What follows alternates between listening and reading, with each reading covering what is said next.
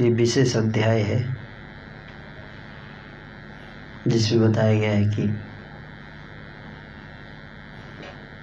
ये जो कृष्णा कॉन्शियसनेस आंदोलन है किस प्रकार से पतित जीवों का उद्धार करने के लिए बनाया गया है।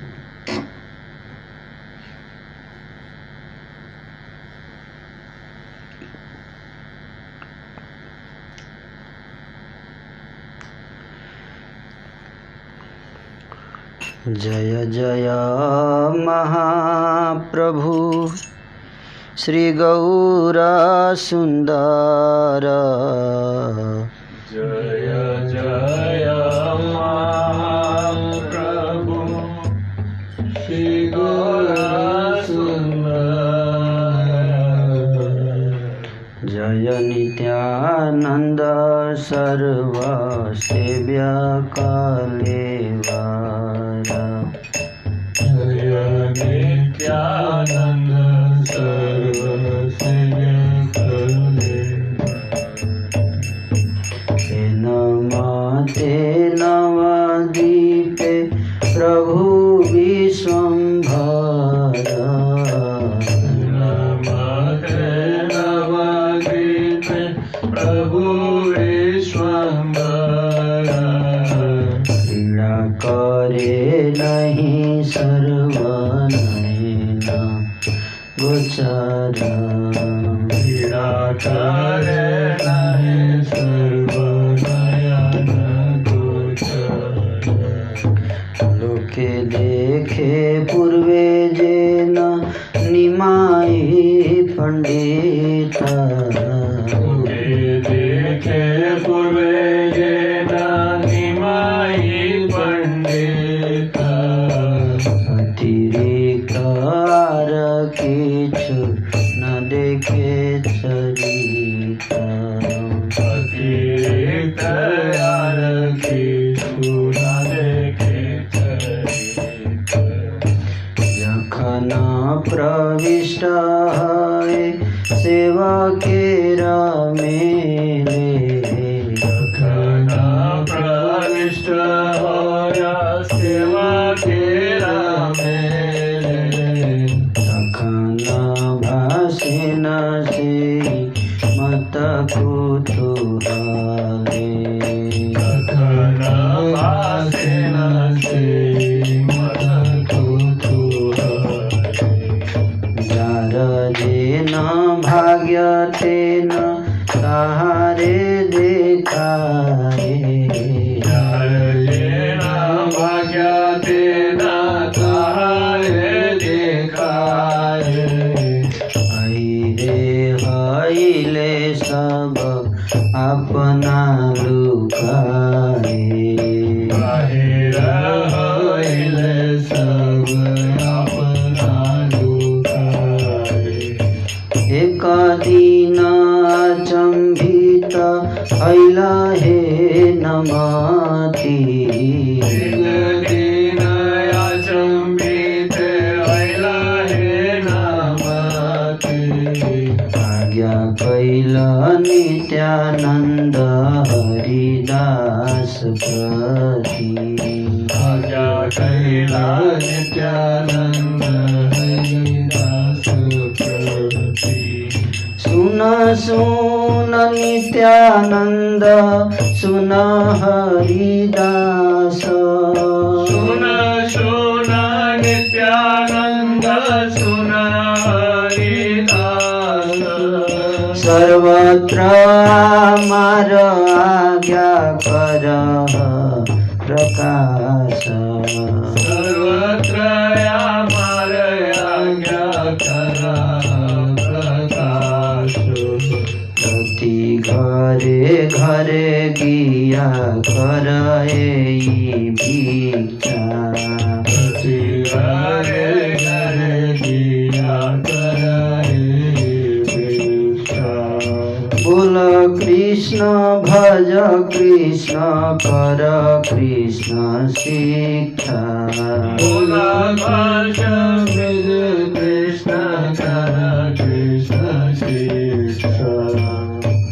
महाप्रभु श्री गौर सुंदर की जय हो। सर्व सेवे कलेवर श्री नित्यानंद की जय हो। इस प्रकार से प्रभु विश्वंभर नवद्वीप में क्रीड़ा करते थे, परंतु सभी व्यक्ति इसे देख नहीं पाते थे। लोग यही देखते थे कि पहले जो निमाई पंडित थे वे अभी भी ऐसे ही हैं, इसके अतिरिक्त उन्हें और कुछ दिखाई नहीं देता था।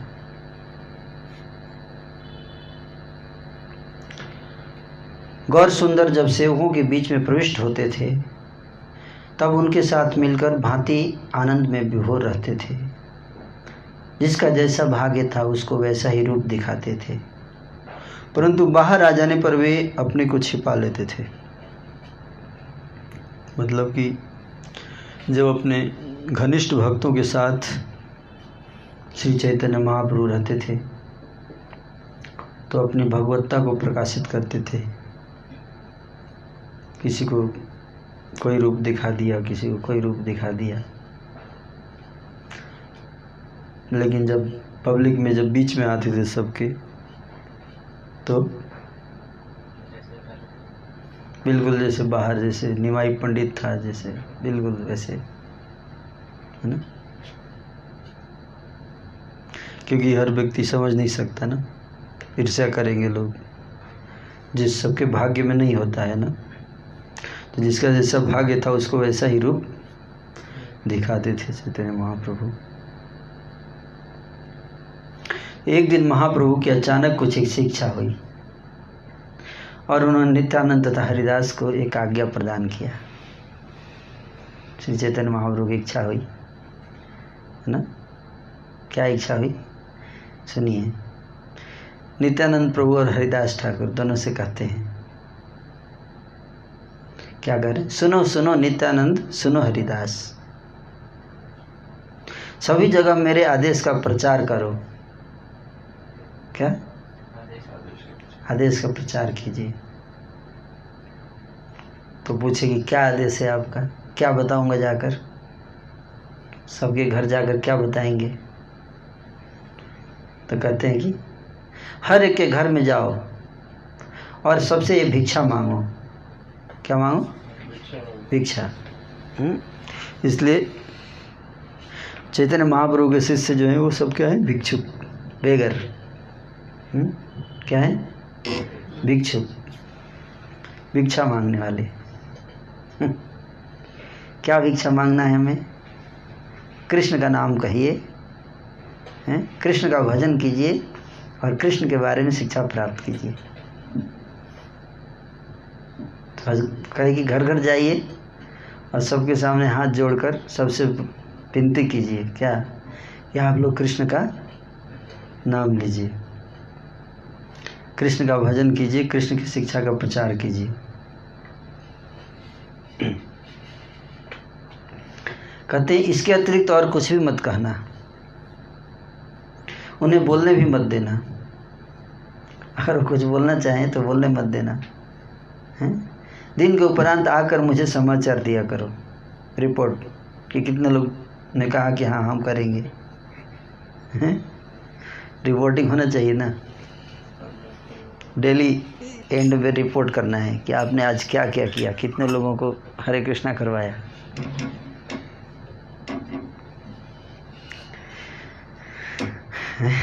तो महाप्रभु बोले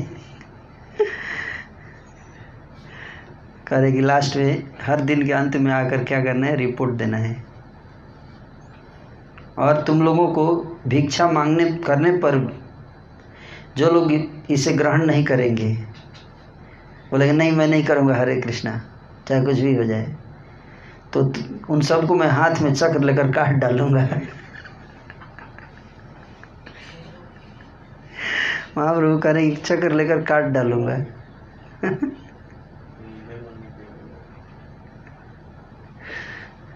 क्या हुआ? चक्र से डर गए क्या?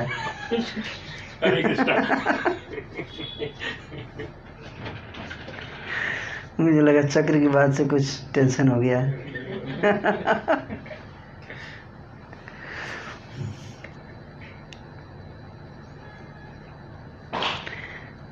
तो बोले कि चक्र से काट डालूंगा। गुस्सा है बोल रहे हैं।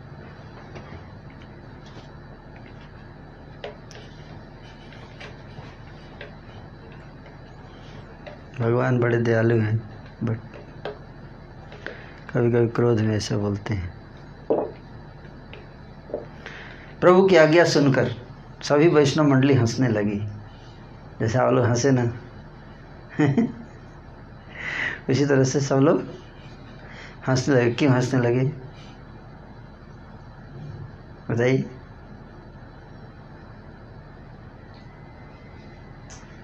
महाप्रभु ने यूनिक तरीके से बताया कि कैसे कितना इम्पोर्टेंट है, at the same time literally नहीं लेना है उससे। हाँ, लिटरली नहीं लेंगे, मैं काट ही दूंगा। तो भक्त लोग हंस रहे हैं कि देखो कितने दयालु हैं प्रभु, लेकिन कैसी बातें कर रहे हैं। वैसे काटेंगे नहीं कभी भी, लेकिन ऐसे बोल रहे हैं कि काट दूंगा है ना। तो उसकी मतलब इसलिए हंस रहे हैं कि इनसे कभी ऐसा होगा नहीं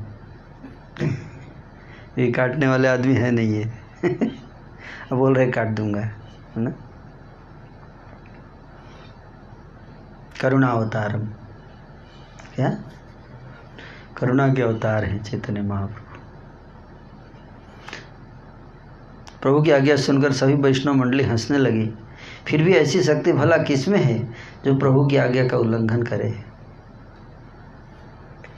ऐसी आज्ञा जिसे नित्यानंद अपने सिर पर धारण करते हैं, उसमें जिसका विश्वास नहीं है वह व्यक्ति सुबुद्धिमान नहीं है ना। करें कि अगर कोई चैतन्य महाप्रभु के आदेश में विश्वास नहीं करता है तो इसका मतलब ज़्यादा बुद्धिमान आदमी नहीं है, is not very intelligent.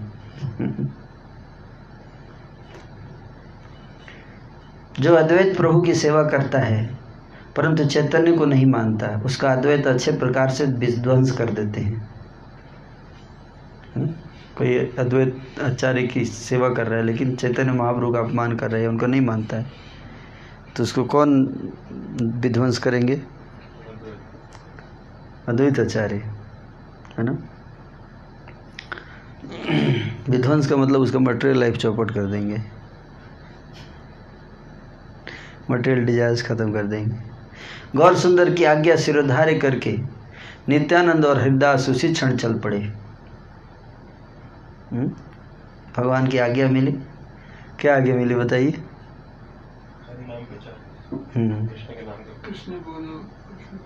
Krishna बोलो, कृष्ण का भजन करो और कृष्ण की शिक्षा का प्रचार करो, ये आज्ञा हुआ। तो आज्ञा को लेकर चल पड़े दोनों। कौन दो लोग? कौन थे? हाँ, नित्यानंद प्रभु चल उसी क्षण चल पड़े, देर नहीं किए। और रास्ते में आकर वे हंसने लगे, आपस में हंस रहे हैं। क्या हंस रहे हैं? क्यों हंस रहे हैं? आज्ञा पाकर दोनों जने घर घर जाने लगे और सभी से कृष्ण बोलो, कृष्ण कीर्तन करने और कृष्ण भजन करने का अनुरोध करने लगे। सभी से कहते थे, हे भाइयों, कृष्ण प्राण हैं, कृष्ण धन है, कृष्ण ही जीवन है, इसलिए एकाग्रचित होकर आप सभी कृष्ण कहिए। इस प्रकार से दोनों जगदीश्वर नदिया के घर घर में गए और कृष्ण नाम का प्रचार करने लगे। दोनों सन्यासी के भेष में थे। किस भेष में थे? सन्यासी के भेष में। नित्यानंद प्रभु और हरिदास ठाकुर दोनों सन्यासी के वेश में। और वे जिसके घर भी जाते थे वह सम्मान और संभ्रम सहित उन दोनों को भिक्षा के लिए निमंत्रित करता था। सन्यासी थे तो रिस्पेक्ट तो देंगे ना लोग। भिक्षा का निमंत्रण मिलने पर नित्यानंद एवं हरिदास कहते थे, यही हमारी भिक्षा है कि आप सभी कृष्ण कहिए, कृष्ण का भजन कीजिए और कृष्ण की शिक्षा कीजिए। तो भिक्षा में बोलते थे भोजन, भोजन को पहले भिक्षा बोलते थे, है ना। सन्यासी को कोई अपने घर बुलाता था तो प्रसाद खिलाने के लिए, है ना। गृहस्थ का धर्म है क्या, जो सन्यासी उनको क्या करना है? भोजन कराना है कि नहीं। तो लोग इनवाइट करते थे सन्यासियों को, तो सन्यासी तो ये बोलते थे कि उसी को भिक्षा बोला जाता था पहले, है ना। तो क्योंकि सन्यासी को और किसी चीज़ की ज़रूरत है नहीं, केवल भिक्षा, भोजन मिल गया बस, और क्या चाहिए, अपना माला करो, है कि नहीं। तो सब लोग बोले कृष्ण का भजन करो, कृष्ण की शिक्षा का प्रचार करो। सब लोग बोले मेरी भिक्षा यही है, आप क्या लेंगे। आप लोग पूछे थे क्या लेंगे आप, बोले थे आप कृष्ण का नाम लीजिए, यही आपका भिक्षा है मेरे लिए, है ना।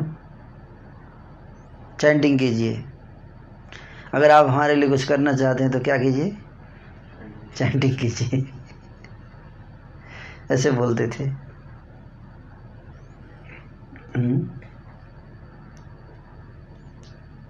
ऐसा उपदेश देते हुए दोनों प्रभु चले जाते थे।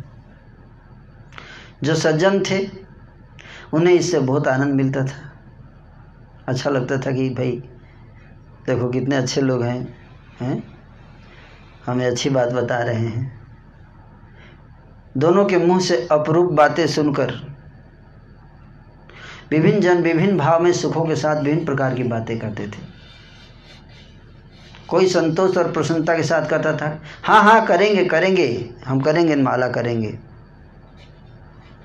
कुछ लोग कहते थे ये दोनों मंत्र दोष से पागल हो गए हैं, दुष्ट संग दोष के कारण तुम लोग तो पागल हो ही गए हो, हम सबको क्यों पागल बनाना चाहते हो। जब बोलते थे कि आप चैंटिंग करो तो बोलते थे कि देखो तुम दोनों तो पागल हो ही गए हो, अब हमें भी पागल बनाना चाहते हो। कुछ लोग, हर अलग अलग व्यक्ति अलग अलग तरीके से रिएक्शन देता था, है ना। सब भव्य सभ्य लोग पागल हो गए हैं आजकल। लोग बोलते थे निमाई पंडित ने सबको नष्ट कर दिया है, बोलते थे कि निमाई पंडित ने सबको पागल बना दिया है। चैतन्य के नृत्य में जिन लोगों को प्रवेश अधिकार नहीं मिला था, है ना, जिन लोगों को एंट्री नहीं मिली थी कीर्तन मंडली में, तो पहले से खुंदक खाए हुए थे कि हमको नहीं बैठने दिया कीर्तन में, हैं। तो जिनको प्रवेश अधिकार नहीं मिला था, एंट्री पास, उनके घर जाने से वो लोग गुस्से में आकर कहने लगते थे मारो मारो, बोलते इसको मारो, इन दोनों को पीटो, है ना। कोई कहता था संभवतः ये दोनों चोरों के जासूस हैं, कोई कहता था कि चोरों के ये दोनों जासूस हैं, चोरों की मंडली है इनकी, ये जासूसी करने आए हैं दिन में देखने आए हैं कि घर में क्या क्या किधर रखा है, ताकि रात में आके चोर डाका डाल के ले जाएंगे। तो छल पूर्वक घर घर में जाकर सब कुछ देख आते हैं दिन में, कोई भला आदमी ऐसे क्यों घूमेगा। यदि फिर आए तो न्यायालय में ले जाएंगे इन दोनों को पकड़ के। ये सब बातें सुन सुनकर नित्यानंद और हरिदास हंसते थे, और क्या करेंगे, हंसेंगे नहीं तो। कितने उल्लू लोग हैं, इनको भलाई करने जा रहे हैं और वही लोग जो है उल्टा बोल रहे हैं। उनको डर नहीं लगता था क्योंकि वे चैतन्य की आज्ञा का पालन कर रहे थे। इस प्रकार से वे प्रतिदिन प्रचार कार्य के लिए घर घर जाते और प्रचार के उपरांत विश्वंभर को इसके बारे में समाचार दे दिया करते थे, रिपोर्टिंग लास्ट में कि आज यहाँ गया, हम ये प्रचार किया।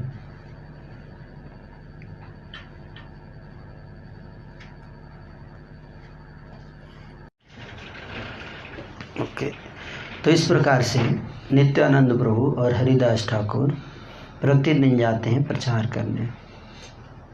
तो एक दिन की घटना है,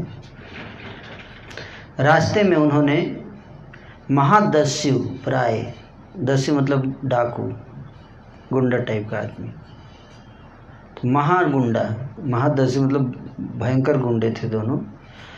महादस्यु प्राय और बहुत मदिरा पीने वाले दो मतवालों को देखा। नवद्वीप में फेमस थे दो गुंडे, उन दोनों की कथा अपार है।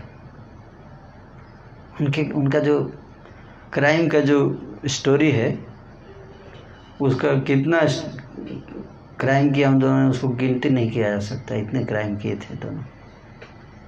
ऐसा कोई पाप कर्म नहीं है जो उन दोनों ने नहीं किया हो।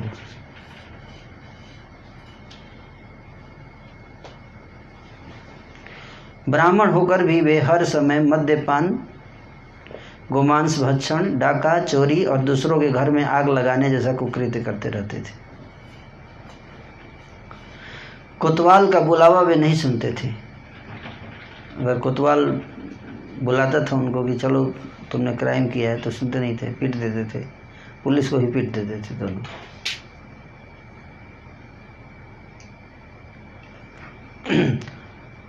न ही वे न्यायालय में कभी जाते थे। हर समय मद्य और मांस सेवन करके वे मस्ती में रहते थे। दोनों रास्ते में गिरकर लोटपोट होते थे और जिसे देखते थे उसे ही मारते थे। सभी लोग दूर से ही उनका रंग ढंग देखते थे। एक दिन ऐसी ही स्थिति में उन्हें नित्यानंद और हरिदास मिल गए। दोनों जा रहे थे, नित्यानंद प्रभु हरिदास ठाकुर, और उनके रास्ते में वो दोनों आ गए, मिल गए, ऐसा व्यवस्था था। उस समय वे दोनों क्षण भर पहले आपस में बहुत प्रेम कर रहे थे, एक दूसरे को गले मिल रहे थे, अच्छी अच्छी बातें कर रहे थे एक दूसरे को, है ना, आपस में बहुत प्रेम कर रहे थे, और दूसरे ही क्षण एक दूसरे के बाल पकड़ के खींच के मारते थे घूसा से एक दूसरे को। एक क्षण प्यार करते थे, अगले ही क्षण बाल पकड़ के घूसा से पीटते थे एक दूसरे को ही, क्योंकि कोई और मिलता नहीं था, सब डर के भाग जाते थे। साथ ही ऊंची आवाज़ में चकार वकार मतलब गाली देते थे ऊंची आवाज़ में।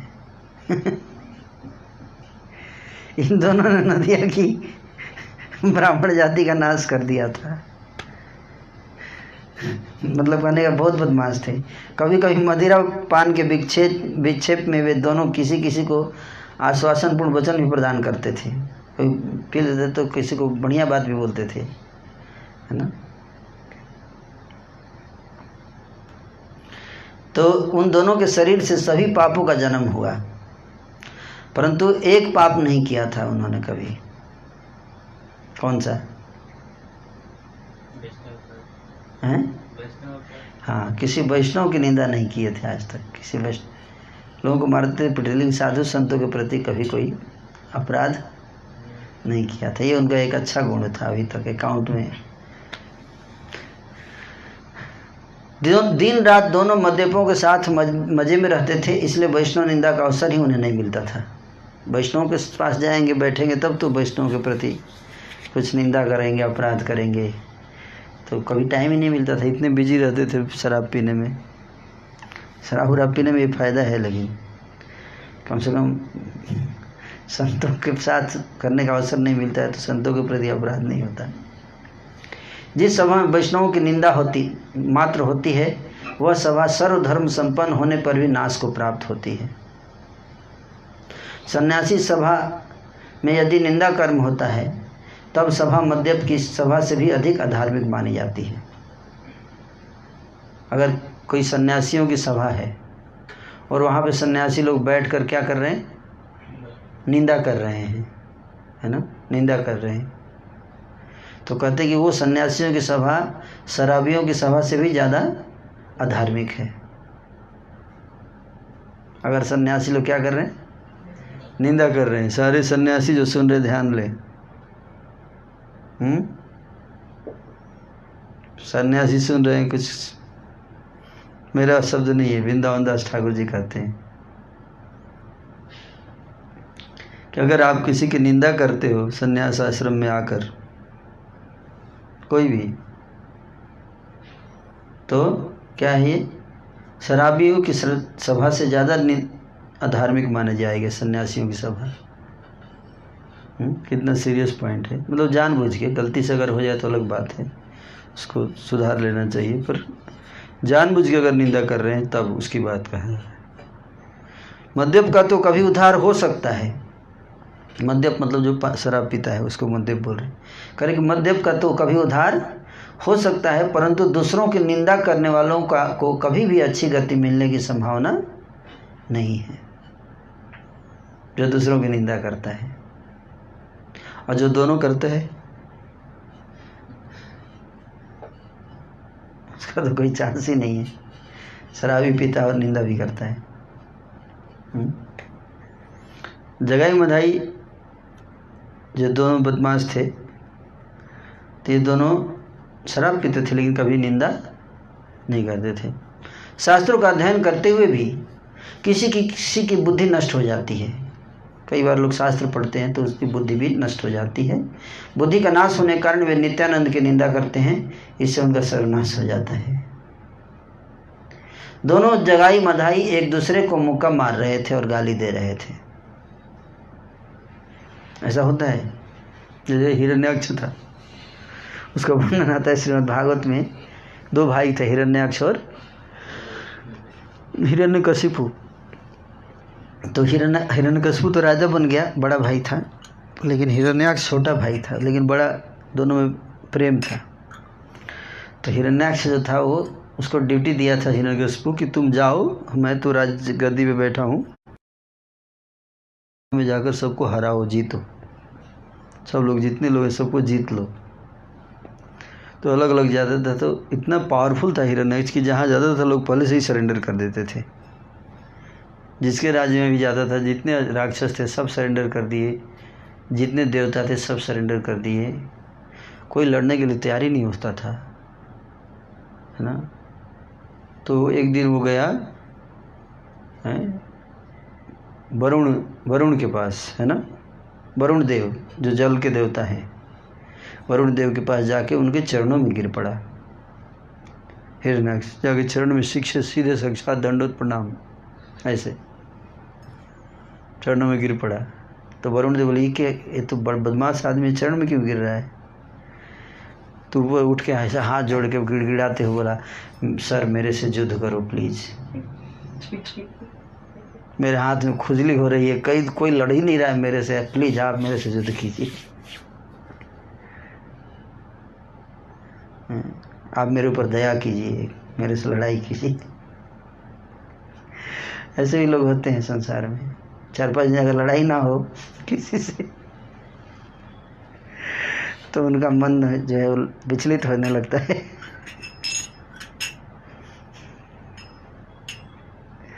अगर 4-5 दिन में कुछ लड़ाई उड़ाई ना हो जाए तो लगता है लाइफ में कुछ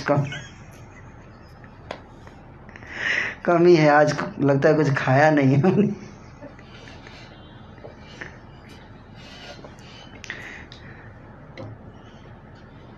हर वैरायटी के जीव हैं इस संसार में। आप देखिए हर वैरायटी आपको मिल जाएगी, है ना। तो वरुण देव बोले, वो तो जानते थे कि लड़ूंगा तो पीट देगा मेरे को। तो बोले नहीं देखो, तो आप कम से कम मेरे को आशीर्वाद दे दो कि कोई मेरे बराबरी का आदमी मिल सके मेरे लड़ने वाला, है ना। तो वरुण ने बोला आशीर्वाद दिए, बहुत जल्दी तुम्हारी इच्छा भगवान विष्णु पूरी करेंगे।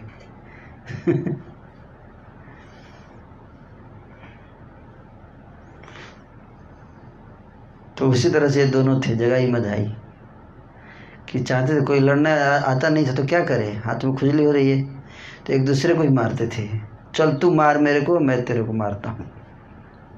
आज कोई मिला नहीं है मारने के लिए, हैं, बहुत मन कर रहा है मारने का, क्या करें भाई। तो बोले तू बता क्या करें, आज तो कोई मिला ही नहीं पिटने के लिए। वो ऐसा कर, तू मेरे को मार, मैं तेरे को मारता हूँ। आज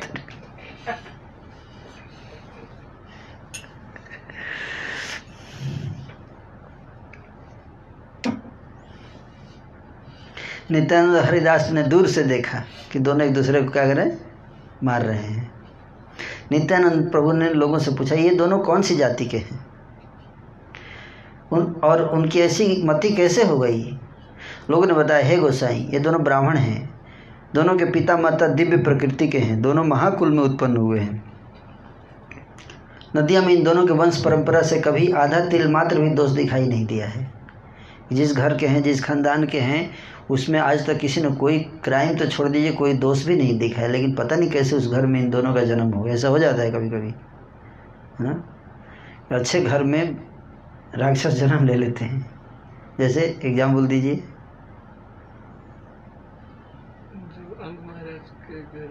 अंग महाराज घर में बेड़ा जन्म लिया है ना, और पुलस्त ऋषि की पत्नी के गर्भ से आए विश्रवा ऋषि के क्या रावण ऋषि पुत्र थे ना। माता राक्षसी थी, कैसे नहीं कंस हैं? कंस कंस थोड़े पिता अच्छे थे। उग्रसेन तो अच्छा था। कंस उग्रसेन का बेटा नहीं था। कंस राक्षस असुर का पुत्र था। उग्रसेन का बेटा नहीं था कंस, एक राक्षस था जिसका नाम था, मैं भूल रहा हूँ, है ना, उस राक्षस का पुत्र था। लेकिन रावण जो था वो, उसकी माता राक्षसी थी ना, तो राक्षसों की शक्ति घट रही थी, देवताओं से हार रहे थे राक्षस। तो राक्षसों ने मीटिंग किया, रावण के नाना माली सुमाली माल्यवान ये सब मिलकर मीटिंग की कि क्या किया जाए, हमारी शक्ति तो घट रही है ना। तो बोले कि देखो हमारी शक्ति बढ़ानी है तो हमारे कुल का में कोई अगर अच्छा हाई क्वालिटी का ब्राह्मण जो है अगर पुत्र उत्पन्न करे तो फिर हमारी शक्ति बढ़ जाएगी। तो कैसे करे?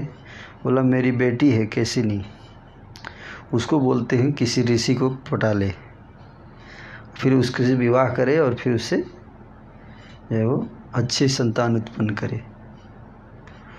तो उन्होंने केसिनी को भेजा। तो केसिनी ने पुलस्त ऋषि को जाकर प्रपोजल दिया, पुलस्त ऋषि को, सॉरी विश्रवा, पुलस्त के पुत्र विश्रवा, विश्रवा को, बहुत उच्च कोटि के संत थे।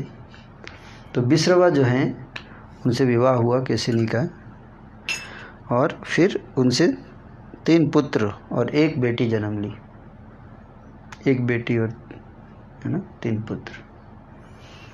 तो एक था, नाम तो आप लोग जानते ही हैं, कुंभकर्ण, रावण, कुंभकर्ण और विभीषण, और शूर्पणखा, है ना। तो सब ये तीनों जैसे ही जन्म लिए, माँ राक्षसी थी ना, तो जैसे ही जन्म लिए ना तो क्या हुआ, तुरंत पहाड़ की तरह बड़े हो गए। जन्म लेते ही रावण जी था, इतने बड़े बड़े विशाल, कुंभकर्ण एकदम पहाड़ की तरह, और कुंभकर्ण और सब जन्म लेते ही। तो माँ जो थी तो एम्बिशियस थी, उसका मिशन था, मिशन पे आई थी वो। तो उसने कहा बेटों को, है ना। तो उसी समय आए कुबेर जी, आ गए वहाँ। कुबेर वो भी विश्रवा के पुत्र हैं, दूसरी पत्नी से। कुबेर अपने पुष्पक विमान पे चढ़ के आए, है ना। तो केसिनी ने देखा कि इसके, देखो इनके यहाँ पुष्पक विमान है, हमारे बेटों के पास कुछ भी नहीं है ना। तो अपने बेटों को बोली कि जाके तुम लोग तपस्या करो। तो चारों गए तपस्या करने, रावण, कुंभकर्ण और विभीषण और शूर्पणखा, चारों गए तपस्या करने, ब्रह्मा जी की तपस्या। तो बहुत घोर तपस्या की चारों। तो ब्रह्मा जी को आना पड़ा वरदान देने के लिए, क्योंकि रावण जो है अपना सिर काट काट कर, 10 सिर थे उसके, तो हर 1000 साल तपस्या करने के बाद 1 सिर काटता था और आग में डाल देता था। फिर 2000 वर्ष किया, दूसरा सिर काट के डाल दिया। तो लास्ट 9000 वर्ष के बाद केवल 1 सिर बचा था। तो उसको 10,000 साल जब तपस्या होते, उस 10वां सिर भी काट कर आग में चढ़ाने वाला था। तो ब्रह्मा जी आ गए, क्योंकि सिर काट लेता तो ब्रह्मा जी का नाम डूब जाता ना। तो ब्रह्मा जी आ गए वहाँ, बोले नहीं मत काटो, सिर मत काटो। फिर उन्होंने अपने कमंडल से पानी फेंका तो 10 सिर वापस आ गए उसके, है ना। तो फिर उन्होंने बोला वरदान मांगो। तो रावण ने बोला मेरे को वरदान दीजिए कि मैं अमर हो जाऊं। ब्रह्मा जी बोले अमर तो मैं भी नहीं हूँ, तुमको कैसे बना सकता। अमर तो मैं नहीं, कोई भी व्यक्ति जिसने देह धारण किया अमर हो ही नहीं सकता, संभव नहीं है। कोई और वरदान मांग लो। तो रावण सोचा कि क्या वरदान, बोला कि मैं किसी से न पराजित हूँ, किसी से न मारा जाऊँ, केवल बंदर और मनुष्य को छोड़ के, क्योंकि वो तो मेरे भोजन है डेली के, है कि नहीं। किसी से नहीं मारा, किस से, सबका नाम ले लिया। लास्ट में मनुष्य का नाम आया तो शर्म आया कि मनुष्य को वो नाम बोलूँगा तो मेरा इंसल्ट हो जाएगा, बोलो तो ऐसे ही मार पीट के खा जाता हूँ मैं उनको। तो छोड़ दिया, मनुष्य और बंदर 2 जाति छोड़ दिया है ना। तो ब्रह्मा जी बोले ठीक है। फिर बारी आई विभीषण की, कुंभकर्ण की। तो कुंभकर्ण जो था वो एक दिन में अगर वो उसका इतना खाता था वो कि अगर 6 महीने भी अगर जग गया और डेली खाए वो 2 टाइम तो पूरी सृष्टि को खा जाएगा वो 6 महीने में। इतना ज़्यादा खाता था वो कुंभकर्ण। तो उसने पहले से प्लान बना रखा था कि मेरे को क्या मांगना है जब ब्रह्मा जी आएंगे। सोच रखा था कि जैसे ही ब्रह्मा जी आएंगे मैं तुरंत इंद्रासन मांग लूँगा, इंद्र का सिंहासन। ऐसे सोचा था, इंद्रासन। तो देवता लोग काफ़ी चिंतित हो गए कि ये अगर मांग लिया और चलो इंद्रासन तो मांग लिया लेकिन खाएगा, इतना खाएगा तो सब खा ही जाएगा। तो सरस्वती माता को देवताओं ने रिक्वेस्ट किया कि आप ही कुछ कीजिए। तो सरस्वती जी जाके उसकी जिह्वा पर बैठ गई और इंद्रासन में INDRA है ना, तो NIDRA बोल दिया। INDRA से इंद्रासन होता है और IN के बदले NI अगर लिख दीजिए तो क्या हो जाएगा?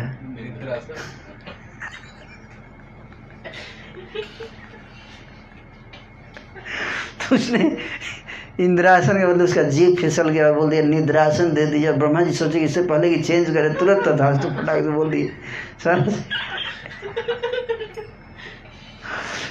और जैसे ही बोले तथास्तु तो उसको रावण को बोला अरे क्या मांग लिया तूने निद्रासन मांग लिया।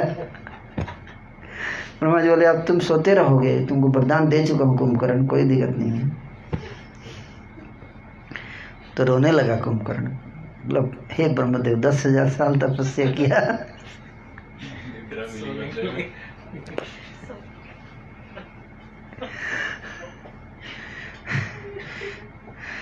तो रावण हाथ जोड़ के रोने लगा। ब्रह्मा जी थोड़ा मेरे भाई पे दया कर दीजिए, थोड़ा देखिए कितना मेहनत किया है बेचारा, सो जाएगा क्या, कुछ भी इसके सारे इसके जो भी इसकी आकांक्षाएं थी, कितने एम्बिशंस थे, सब खत्म हो गए, कुछ तो डिस्काउंट दे दीजिए। तो ब्रह्मा जी बोले ठीक है, 6 महीने तक सोएगा और 1 दिन जागेगा। 1 दिन के लिए जितना भोग करना है करेगा, उसके बाद फिर 6 महीने के लिए सो जाएगा। इसलिए कुंभकर्ण 6 महीने में 1 दिन जागता था। 1 दिन जागता था और खूब खाता था। रावण पहले से इंतजाम करके रखता था उसके लिए, है ना। तो इस तरह से अब विभीषण ने राम भक्ति मांग ली ब्रह्मा जी से। बोले मेरे को हे ब्रह्मा जी मुझे भगवान श्री राम के चरण कमलों में शुद्ध भक्ति प्रदान कर दीजिए। और शूर्पणखा ने भी वरदान मांग लिया अपना, थोड़ा जो भी उसका अपना पावर चाहिए था उसको थोड़ा बहुत ले लिया सबने। तो इस तरह से रावण में बता रहा था कैसे अच्छे घर में भी असुर लोग जन्म ले लेते हैं, है ना। अच्छे घर में विश्रवा ऋषि थे, है ना। विश्रवा ऋषि या कश्यप ऋषि के पुत्र हो गए कौन? हिरण्याक्ष हिरण्यकशिपु। कश्यप और दीति के पुत्र बने हिरण्याक्ष और हिरण्यकशिपु। कश्यप ऋषि थे ना, उनकी 2 पत्नियां थी, एक का नाम था अदिति और एक का नाम था दीति। तो अदिति से सारे देवता आए और दीति से सारे राक्षस, और दोनों में लड़ाई होता रहता। पिता एक ही है, राक्षस और देवता में हमेशा लड़ाई रहती है। पिता एक ही है, माँ अलग है। सोचिए पिता का कितना, अगर ट्रांसेंडेंटल लेवल पे ना हो तो कितना टेंशन स्ट्रेस में रहेगा, है? तो एक पत्नी आती है पति के पास, कहती है कि आप मुझे वरदान दीजिए कि दूसरी पत्नी के सारे बेटे को मैं मरवा सकूं। फिर दूसरी आती है, बोलती है आप मेरे को वरदान दीजिए कि उस पहली जो पत्नी है उसके बेटे को मरवा सकूं, है ना। और उनको देना बताना पड़ता है ना? तो दीति के गर्भ से कौन प्रकट हुए? हिरण्याक्ष और हिरण्यकशिपु प्रकट हुए, लाइक दैट।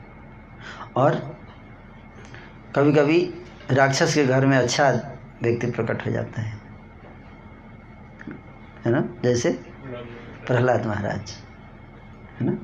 प्रहलाद जैसे संत प्रकट हो गए किसके घर में? हिरण्यकशिपु के घर में, हिरण्यकशिपु के घर में। क्योंकि माँ क्या थी? माँ के ऊपर बहुत निर्भर करता है ना बच्चों की चेतना। जनरली बेटा का चेतना माँ के ऊपर जाता है, हाँ? बेटी का कॉन्शियसनेस जो है पिता के ऊपर जाता है, जनरल ऐसा रहता है। तो इस प्रकार से माँ का कॉन्शियसनेस बहुत इम्पोर्टेंट है। माँ की चेतना कितनी अच्छी है उसी के अनुसार संतान जो है वो उसकी डेवलपमेंट होता है पर्सनालिटी का। तो ये जो दोनों ब्राह्मण थे बता रहे हैं कि नदिया में इन दोनों के वंश परंपरा से कभी आधा तिल मात्र भी दोष दिखाई नहीं दिया। ये दोनों गुणवान और अपने धर्म को भूल गए हैं। कभी कोई लाइफ में कोई गलती नहीं, कभी झूठ नहीं बोला जामिल ने। 21 साल की उम्र तक जीवन में एक भी पाप नहीं किया जामिल ने, है ना। ऐसा होता है। उसके पिताजी ब्राह्मण थे।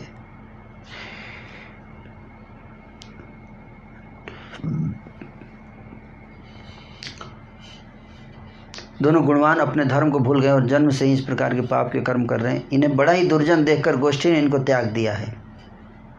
अब ये दोनों स्वतंत्र होकर मद्यपों के साथ घूमते फिरते रहते हैं।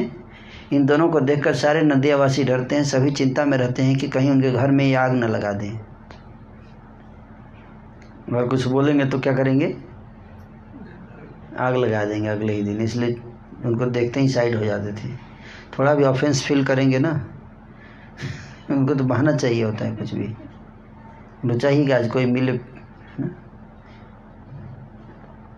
ऐसा कोई पाप नहीं है जो ये दोनों न करते हों। डाका, चोरी, मद्य, मांस, भोजन सब पाप करते हैं, हर प्रकार के पाप, है ना।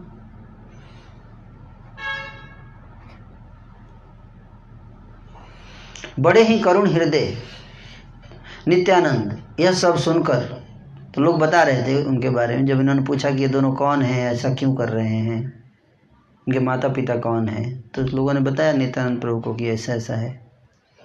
जब नित्यानंद प्रभु सुने तो उनके करुणा, हृदय में करुणा है नित्यानंद प्रभु के।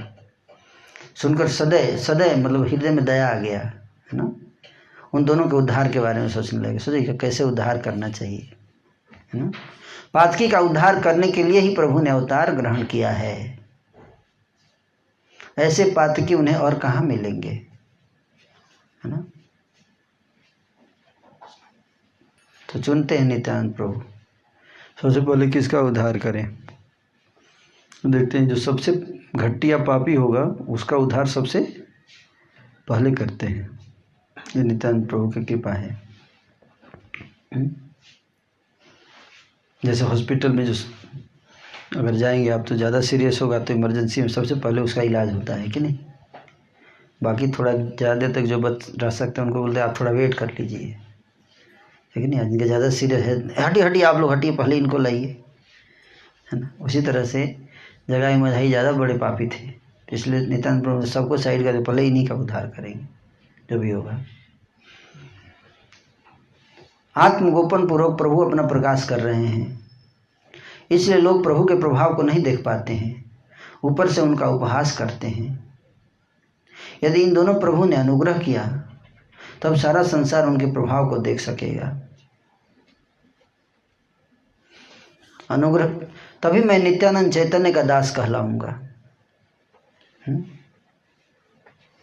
तो नित्यानंद प्रभु सोचे कि अगर ये दोनों जो फेमस हैं, बदमाश हैं, अगर ये दोनों सुधर गए तो लोग लोहा मानेंगे चैतन्य महाप्रभु का, फिर मजाक नहीं उड़ाएंगे, सीरियस लेंगे कि हाँ इसके अंदर पावर है ना, इसके अंदर पावर है ना। तो एक तो निमाई भक्त बन ही गया है जो सबसे ज़्यादा क्या था, इंटेलिजेंट। ये जो सबसे बदमाश, ये दोनों अगर बन जाए तो दोनों का कॉम्बिनेशन बड़ा ज़बरदस्त जमेगा, है ना। तो दो टाइप के लोगों को भक्त बनाना चाहिए, जो गुंडे हों ज़बरदस्त गुंडे, उनको आप भक्त बना दीजिए और जो सबसे इंटेलिजेंट हो उनको भक्त बना दीजिए। फिर आप देखिए दोनों मिल के संस्था को कैसे आगे बढ़ाएंगे। क्योंकि जो बदमाश होगा उससे बदमाश लोग शांत रहेंगे, जो इंटेलिजेंस होगा उससे तो नित्यानंद प्रभु बोले कि यही दोनों को परफेक्ट कैंडिडेट है ये लोग। थोड़ा रिस्क ज़्यादा है इनको बनाने में, है ना, लेकिन इसलिए लोग प्रभु के प्रभाव को नहीं देख पाते हैं, ऊपर से उनका उपहास करते हैं। यदि इन दोनों पर प्रभु ने अनुग्रह किया तब सारा संसार इनके प्रभाव को देख सकेगा। तब मैं नित्यानंद चैतन्य का दास कहलाऊंगा, जब इन दोनों ने चैतन्य का प्रकाश करा सकूं। और अगर चैतन्य महाप्रभु कृपा दे दूं इन दोनों को, तभी वास्तव में मैं चैतन्य दास कहलाऊंगा। अभी जिस प्रकार से ये अपने आप को भूलकर मस्ती में हैं, वैसे ही श्री कृष्ण के नाम में सब कुछ भूलकर जब मस्त हो जाएं और मेरे प्रभु कहकर यदि ये दोनों को क्रंदन करें, तभी मेरा इस प्रकार घूमना फिरना सार्थक होगा। जैसे इस तरह से मस्ती में हैं अभी शराब पी के नशे में, उसी तरह से अगर एक कृष्ण प्रेम के नशे में मस्त हो जाएं, तब मानूंगा कि मेरा प्रीचिंग क्या हुआ, सफल हुआ, सार्थक हुआ। प्रीचिंग केवल ऐसे थोड़े होता है कि भक्तों को ही भक्त बना के प्रीचिंग थोड़े होता है। टफ लोगों को बनाइए, है ना, टफ लोगों को, है कि नहीं, तब माना जाएगा कि आप प्रीचिंग कर रहे हैं।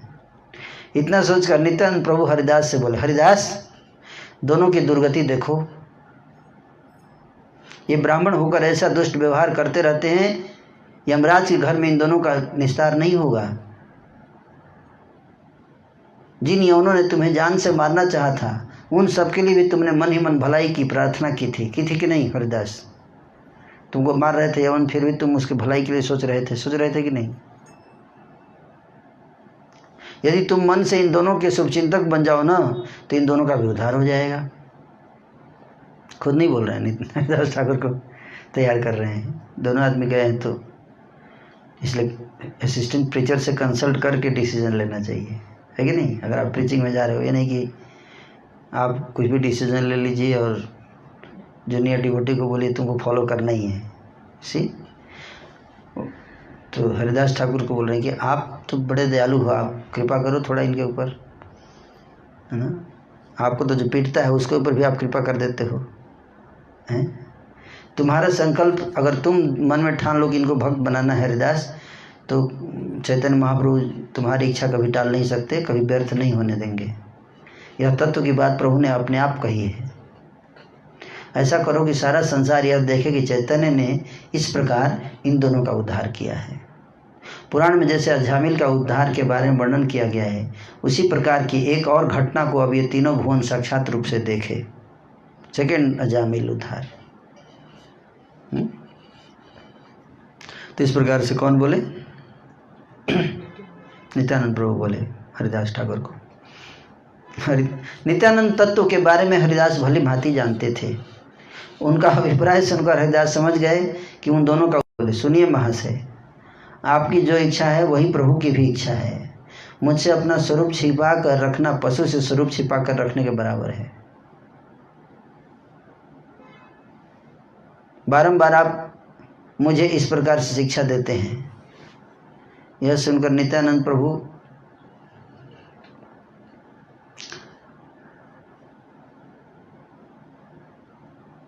ने हंसते हुए उन्हें आलिंगन प्रदान किया और बहुत ही कोमल भाव सहित उनसे कहा, प्रभु कि जिस आज्ञा को लेकर हम लोग घूम रहे हैं उसे इन दोनों मद्यपों के निकट कहना चाहिए। प्रभु ने यह आज्ञा दी है कि सभी कृष्ण का भजन करें। इनमें भी अतिशय पापियों को विशेष रूप से कहने के लिए आदेश किया है। चैतन्य महाप्रभु का विशेष आदेश है कि पापियों को ज़्यादा ध्यान दो, जो पापी हैं उन पहले ध्यान दो, है कि नहीं? याद है हम लोग क्या करते हैं, पहले सॉफ्ट टारगेट को टारगेट करते हैं कि नहीं, इजी। लेकिन चैतन्य महाप्रभु के आदेश है हाँ, टफ लोगों को पहले। केवल कहने का उत्तरदायित्व तो हम पर है, कहने से भी यदि ग्रहण न किया तो बाकी कार्य प्रभु स्वयं संभालेंगे। बोले हमारा काम क्या है, जाकर बोल देना उन दोनों को, बाकी अगर ले या न ले भक्ति वो उनके ऊपर है। हमारा काम क्या है, बोलना। न ले या न ले अब ये उसका जिम्मेदारी नहीं है, वो प्रभु देखेंगे। प्रीचिंग कितना आसान काम है कि नहीं। प्रभु की आज्ञा कहने के लिए नित्यानंद और हरिदास उन दोनों के पास चल दिए। सज्जन लोगों ने उन्हें मना किया, जो लोग खड़े थे साइड में, ए बाबा जी कहाँ जा रहे हैं आप लोग, उधर मत जाइए, उधर मत जाइए। अरे आप लोग जानते नहीं है, पीट देंगे आपको, बहुत बदमाश लोग हैं। सज्जन लोग मना कर रहे थे, पास मत जाइए, यदि पकड़े गए तो हो सकता है कि जान से हाथ धोना पड़े। डर के मारे हम लोग तो दूर दूर रहते हैं, आप लोग किस साहस से उनके निकट जा रहे हैं। वे दोनों सन्यासियों के बारे में क्या जाने, उन दोनों ने अनेक ब्राह्मणों और गायों का वध किया है। फिर भी दोनों नित्यानंद और हरिदास कृष्ण कृष्ण कहकर महाआनंद के साथ उन दोनों के पास चले गए। पास जाकर थोड़ी सी दूर रहकर ताकि वे सुन सके, नित्यानंद और हरिदास ने उन दोनों को प्रभु की आज्ञा सुना दी। बोलो कृष्ण, भजो कृष्ण, लो कृष्ण का नाम, कृष्ण माता, कृष्ण पिता, कृष्ण धन प्राण, तुम सबके लिए कृष्ण का अवतार हुआ है। सभी अनाचारों को त्याग कर कृष्ण का भजन करो। दोनों जाके बताए, है ना। नित्यानंद जाके बोले कि कृष्ण का नाम लो, कृष्ण का भजन करो।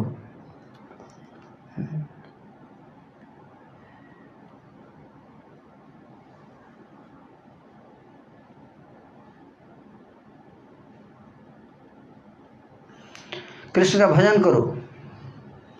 यह वाक्य सुनकर दोनों ने सिर उठाकर देखा, ऐसे सिर उठाकर दोनों ने देखा। महाक्रोध से उन दोनों की आंखें रक्त वर्ण हो रही थी, बहुत क्रोधित हो गए हैं। कृष्ण को भजो, सन्यासी का रूप देखकर उन दोनों ने सिर उठाकर उधर देखा। अरे पकड़ो पकड़ो कहकर दोनों को पकड़ने के लिए दोनों दौड़ने लगे। त्रस्त होकर नित्यानंद और हरिदास भाग लिए। और पीछे भी जब भाग, अब क्या करेंगे, भागना ही पड़ेगा ना।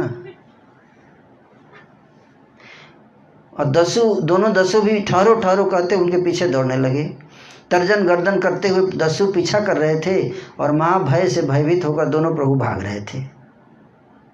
तो दिमाग से काम लेना चाहिए। नित्यानंद प्रभु हरिदास भाग रहे हैं, ईगो नहीं है कि नहीं। लोग कह रहे थे हम सब ने उसी समय मना किया था, अब दोनों सन्यासी संकट में पड़ गए हैं।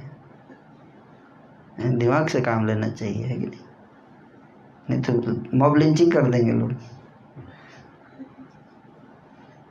भागे नित्यानंद प्रभु इसलिए दिमाग से भाग लिए। जितने भी पाखंडी थे वे सभी मन ही मन मुस्कुराने लगे, है ना, और कहने लगे नारायण ने इन भांडों को उचित दंड प्रदान किया, गए थे बड़ा भक्त बनते चलते हैं। और अच्छे लोग कह रहे थे रक्षा करो हे कृष्ण, रक्षा करो इन दोनों का, और भयभीत होकर सभी उस स्थान को छोड़कर खिसक रहे थे। पीछे दोनों दस्यु भाग रहे थे, आगे दोनों ठाकुर पलायन कर रहे थे। पकड़ लिए पकड़ लिए कहते हुए भी वे दोनों दस्यु उन्हें छू नहीं पा रहे थे। नित्यानंद बोले अच्छे वैष्णव बने आज यदि प्राण बच गए तो समझो सब कुछ मिल गया। हरिदास बोले और कुछ क्यों कहते हो, तुम्हारी बुद्धि के कारण ही आज हम मृत्यु के मुंह में जा पड़े हैं, क्योंकि शराबियों को कृष्ण का उपदेश तुमने ही प्रदान किया था, उसी का उचित दंड मिल रहा है, केवल जान बच जाए बस, आज जीवन का लक्ष्य यही है। ऐसा कहकर दोनों प्रभु हंसते हुए भाग रहे थे और दोनों दस्यु तर्जन गर्जन करते हुए उनके पीछे पीछे दौड़ रहे थे। दोनों शराबियों का शरीर मोटा था अतः अच्छी तरह चल नहीं पा रहे थे, फिर भी दोनों उनका पीछा करते चले जा रहे थे।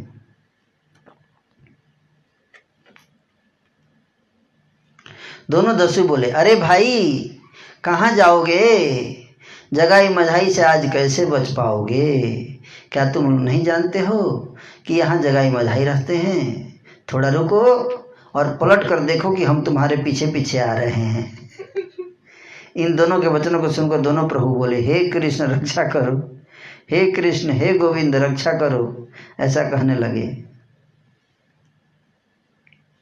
हरिदास कहने लगे, मैं अब चल नहीं पा रहा हूं, यह जानकर भी मुझे चंचल के साथ चलना पड़ रहा है। काल यवन से तो कृष्ण ने हमारी रक्षा कर ली थी, किंतु आज चंचल की बुद्धि के कारण जान गंवानी पड़ रही है। चंचल बोलते नित्यानंद प्रभु।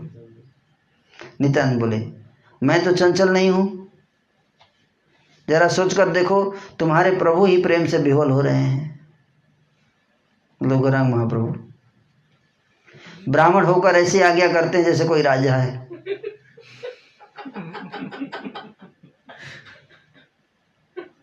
हैं?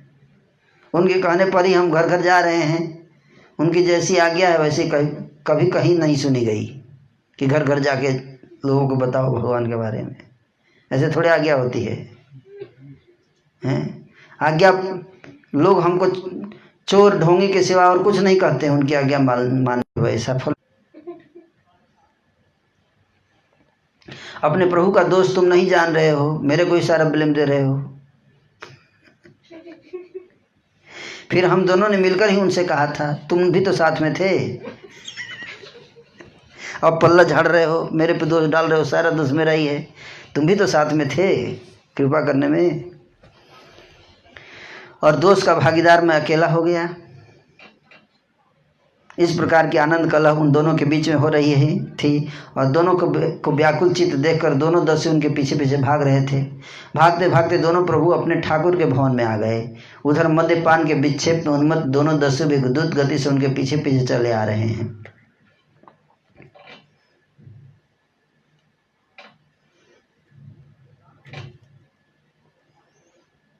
जब दोनों प्रभुओं को शराबी नहीं देख पाए तो वे रुक गए। वो लोग तो घर में घुस गए और शराबी जो देख नहीं पाए कहाँ गए तो रुक गए। बाद में दोनों के बीच झगड़ा शुरू हो गया। वो बोले, तुमने किधर, तुम बता किधर गया, बता। बोला, मुझे दिखाई नहीं दे रहा, मैं कैसे बताऊँ, पीटूंगा मैं तेरे को ही पीटूंगा। वो तो पकड़े नहीं गए, आपस में लड़ने लगे। मध्य के विक्षेप में दोनों कुछ भी नहीं जान पाए कि कहाँ थे और कहाँ आ गए। कुछ समय के पश्चात दोनों प्रभुओं ने पलटकर पीछे देखा, परंतु उन्हें दिखाई नहीं दिया कि दोनों दस्यु कहाँ गए। स्थिर होकर दोनों ने परस्पर आलिंगन किया और हंसकर वहां से चल दिए जहां प्रभु विश्वम्भर विराजमान थे। कमल लोचन महाप्रभु बैठे हुए थे। उनका सर्वांग सुंदर मदन मोहन रूप था। चारों ओर वैष्णव मंडली विराजित थी और सभी वैष्णव आपस में कृष्ण की चर्चा कर रहे थे। श्वेत द्वीपपति जैसे सनकादियों के साथ आनंद सहित अपने तत्व का विवेचन करते हैं, उसी प्रकार से महाप्रभु अपने तत्व के बारे में सभा के बीच में सभी को बता रहे थे। उसी समय नित्यानंद और हरिदास प्रभु के सामने आकर बैठ गए और उस दिन की घटनावली के बारे में प्रभु को जानकारी देने लगे।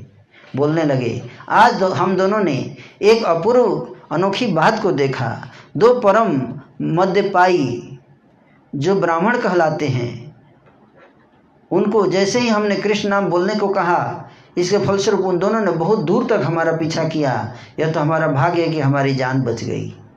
प्रभु बोले, वे दोनों कौन हैं और उनका नाम क्या है? वे ब्राह्मण होकर भी ऐसा काम क्यों करते हैं? सामने बैठे गंगादास और श्रीनिवास ने उन दोनों के विक्रम प्रकाश मतलब दुष्कर्मों की ख्याति के बारे में सब कुछ बताया। वे बोले, हे प्रभु, उन दोनों के नाम हैं जगाई और मधाई।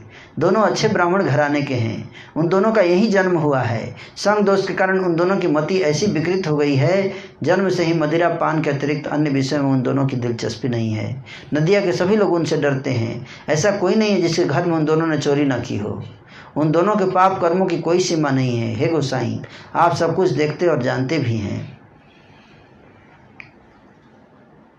प्रभु बोले, जानता हूँ उन दोनों को मैं जानता हूँ। मेरे यहाँ आने पर मैं उन दोनों को खंड विखंड कर दूंगा। नित्यानंद बोले, आप खंड विखंड करते रहिए, परंतु उन दोनों के होते हुए मैं कहीं नहीं जाऊंगा। अब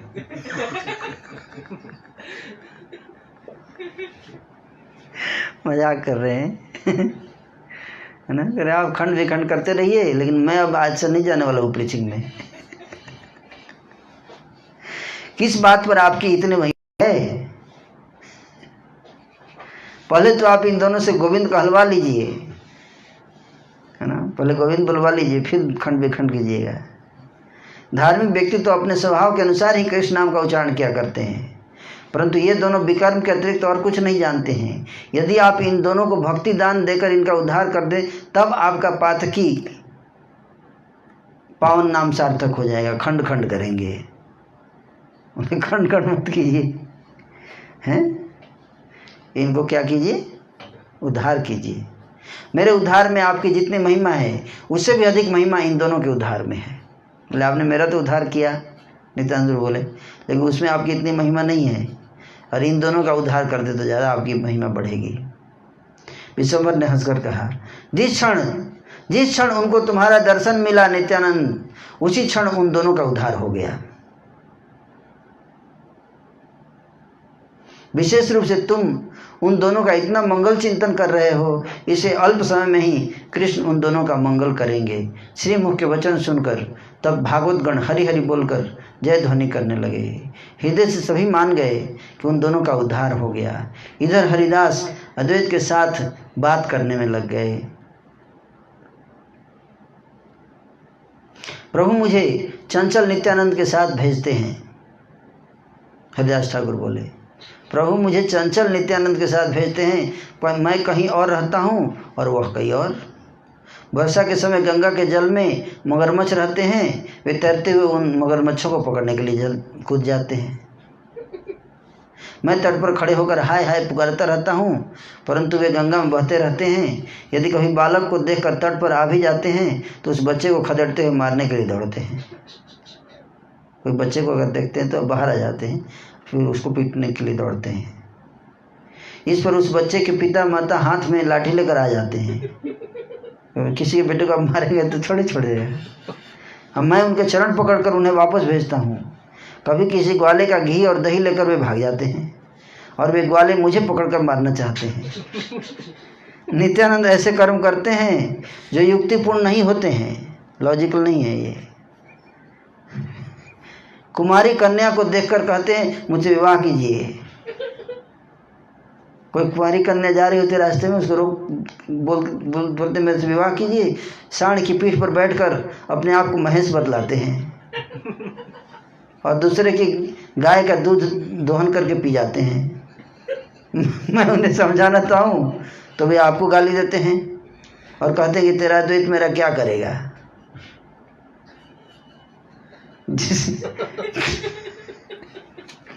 जिसे तू ठाकुर मानता है और चैतन्य के नाम से संबोधित करता है, वह भी आप आकर मेरा क्या बिगाड़ सकता है।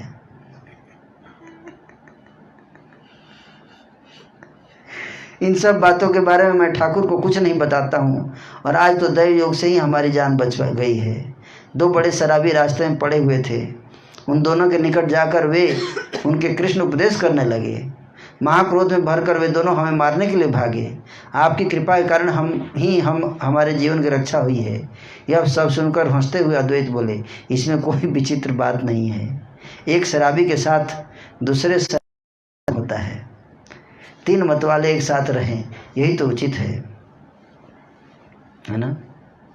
शराबी का शराबी, तो वो दोनों शराबी थे, तुम दोनों भी शराबी थे। अच्छा मिलन हुआ। तुम दोनों शराबी एक कृष्ण प्रेम में मत हैं, और दोनों शराब के नशे में मत हैं। परंतु तुम तो नैष्ठिक हो, तुम इनके साथ क्यों रहते हो? नित्यानंद प्रभु के साथ क्यों रहते हो? नित्यानंद सबको मतवाला कर देंगे। उनके चरित्र को मैं भली भांति जानता हूँ, देख लेना तुम। 2-3 दिन के अंदर वे दोनों मद्यपों को हमारी गोष्ठी में लेकर आएंगे। अद्वैत आचार्य बोले उन दोनों को भक्त बना के हमारी गोष्ठी में लेके आएंगे वो 2-3 दिन में। मैं जानता हूँ उनको। ऐसा करते हुए अद्वैत क्रोध के आवेश में आ गए और दिगंबर होकर सब कुछ विशेष प्रकार से बोलने लगे। चैतन्य की कृष्ण भक्ति के बारे में तुम सभी शीघ्र ही सुन सकोगे। सभी उनकी शक्ति भी देख पाएंगे कि वे कैसे नृत्य करते हैं और गाते हैं। देख लेना, कल उन दोनों मद्यपों को यहाँ लाकर निमाई निताई दोनों मिलकर एक साथ नाचेंगे। ये दोनों सबको एकाकार कर देंगे। चलो अपनी अपनी जाति को लेकर हम और तुम यहाँ से यत्नपूर्वक भाग चलें। तो इस प्रकार से अद्वैत आचार्य नित्यानंद और हरिदास आपस में बात कर रहे हैं। अद्वैत के क्रोध आवेश पर हरिदास हंसने लगे। उन्होंने हृदय में यह अनुभव किया कि दोनों मद्यपों का उद्धार हो गया है। अद्वैत के कथन को समझने की शक्ति किसमें है? प्रभु हरिदास समझ सकते हैं। जैसी जिनकी मति है वे उतने ही समझ रखते हैं। अभी सभी पापी अद्वैत का पक्ष लेकर गदाधर की निंदा कर रहे हैं और इस कारण जलन से मर रहे हैं। जो पापिष्ट किसी एक वैष्णव का पक्ष लेकर दूसरे वैष्णव की निंदा करता है वह विनाश को प्राप्त होता है।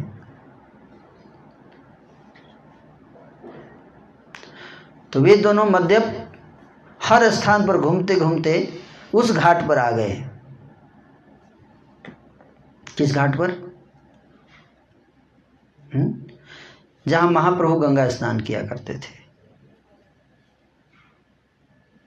फिर दैव योग से वहीं अपना अड्डा बना लिया। उन्होंने हर जगह हमला करना शुरू कर दिया वहां से।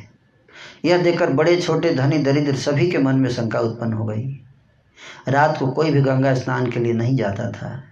यदि जाते भी थे तो 10-20 एक साथ मिलकर जाते थे। रात को वे दोनों प्रभुओं के आवास के निकट रहते थे और सारी रात प्रभु के कीर्तन सुनकर जागते रहते थे। अड्डा बगल में था तो कीर्तन चलता था घर में, तो सुनते थे और जागते रहते थे। कीर्तन के समय मृदंग और मंदिरा भी साथ में बजते थे। उसे सुनकर दोनों मदिरा के नशे में आनंदपूर्वक नाचते थे। कीर्तन में नाचते भी थे शराब पी के। वे दोनों दूर से ही उस ध्वनि को सुन सकते थे और सुनने मात्र से नृत्य करते हुए और अधिक मदिरा पान करते थे। जब कीर्तन होता था तब दोनों वहीं रहते थे। फिर कीर्तन सुनकर खड़े होकर दोनों नृत्य करने लगते थे। मदिरा पान से बेवल वे दोनों कुछ भी नहीं जान पाते थे। कहाँ थे, कहाँ आ गए, कहाँ हैं, इसके बारे में उन दोनों को कुछ भी पता नहीं था। प्रभु को देखकर वे कहते थे, निमाई पंडित मंगल चंडी का गीत संपूर्ण कीजिएगा। बोलते थे जोर से कि निमाई पंडित थोड़ा मंगल चंडी वाला पूरा करो गीत। सभी अच्छा कीर्तन करते हैं, बहुत अच्छा कीर्तन करते। देखो हम देखना चाहते हैं, जहाँ कुछ भी हाथ लगेगा हम सब कुछ लाकर आपको दे दिया करेंगे। दुर्जनों को देखकर प्रभु दूर रहते थे और बाकी सब लोग दूसरे रास्ते से भाग जाते थे। एक दिन नित्यानंद प्रभु नगर भ्रमण के पश्चात रात को वापस लौट रहे थे कि दोनों ने उनको पकड़ लिया। रास्ते में मिल गए। कौन है, कौन है कहकर जगाई मधाई पुकारने लगे। नित्यानंद ने कहा, मैं प्रभु के भवन जा रहा हूँ। मद्यपान के विक्षेप में उन्होंने पूछा, तेरा नाम क्या है, तेरा नाम क्या है? नित्यानंद ने कहा, अवधूत मेरा नाम है। नित्यानंद राय बाल्य भाव में महामत्त होकर इस प्रकार से मद्यप के एक साथ बात करने की लीला कर रहे हैं। उनके मन में ऐसा विचार था कि दोनों का उद्धार करना है, इसलिए रात को उसी स्थान पर जानबूझकर चले गए थे। अवधूत नाम सुनते ही मधाई ने क्रोधित होकर प्रभु के सिर पर मटकी के द्वारा प्रहार कर दिया। मटकी के टुकड़े सिर पर लगने से रक्तधारा प्रवाहित होने लगी। नित्यानंद महाप्रभु गोविंद का स्मरण करने लगे। सिर पर रक्त देखकर जगाई के मन में दया आ गई। मधाई ने फिर एक बार मारना चाहा तो जगाई ने उसका हाथ पकड़ लिया। हाथ पकड़कर जगाई कहने लगा, क्यों ऐसा किया? तुम बड़े निर्दयी हो यार। परदेसी को मारकर क्या तुम बड़े बन जाओगे? छोड़ दो अवधूत को, छोड़ दो, उन्हें और मत मारो। सन्यासी को मारकर तुम्हारा क्या भला होगा? कौन बोला? जगाई। जगाई बोला। मधाई तो मार रहा तो जगाई बोला। त्रस्त होकर लोगों ने जाकर प्रभु को समाचार दिया, चैतन्य महाप्रभु को, और प्रभु भी तुरंत पार्षदों सहित वहां चले आए। नित्यानंद के सारे श्रीअंग से रक्त धारा बह रही थी, फिर भी नित्यानंद दोनों के बीच में हंस रहे थे। रक्त की धारा बह रही थी फिर भी हंस रहे थे। रक्त देखकर प्रभु का बाह्य ज्ञान लुप्त हो गया और प्रभु बारंबार चक्र का आह्वान करने लगे, सुदर्शन चक्र बुलाने लगे। संभ्रम सहित चक्र आकर प्रभु के सामने उपस्थित हो गया और जगाई मधाई ने अपनी आंखों से चक्र को देखा, सुदर्शन चक्र को देखा। सब कुछ देखकर उपस्थित भागवत जन घबरा गए। इसी बीच नित्यानंद ने संभ्रम और सम्मान सहित महाप्रभु से निवेदन किया, प्रभु मधाई जब मार रहा था तब जगाई ने मेरी रक्षा की। क्या बोले? मधाई जब मार रहा था जगाई ने मेरी रक्षा की। दैव योग से वो जानते हैं कि महाप्रभु कैसे कृपा लेके आते। दैव योग से रक्त निकल गया है किंतु मुझे दुख नहीं मिला है, थोड़ा खून निकल गया है लेकिन इतना कष्ट नहीं है। देखिए कितना है सिद्ध मर्सी। प्रभु ये दोनों शरीर मुझे कृपया भिक्षा के रूप में दान दीजिए, मुझे कोई दुख नहीं है, आप स्थिर हो जाइए। बोले इन दोनों का शरीर को मैं चाहिए, भिक्षा दे दीजिए मेरे को। बोले ना कि चक्र से मार दूंगा, बोले मेरे को दान दे दीजिए। शिष्य बनाएंगे ना।